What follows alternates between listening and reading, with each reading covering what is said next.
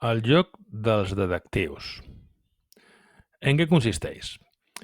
A partir d'un breu relat que us aniré penjant, heu d'esbrinar què està passant. Per exemple, qui és, o com acaba, o quina trama té, o quin objecte és.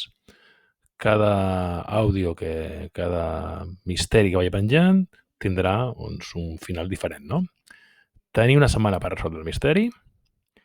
La via de comunicació que farem servir serà el Classroom, on podeu fer-me preguntes. Això sí, preguntes que les pugui veure tota la classe, perquè d'aquesta manera tothom podrà anar avançant, tothom podrà veure si la seva pista, si la seva trama és la correcta.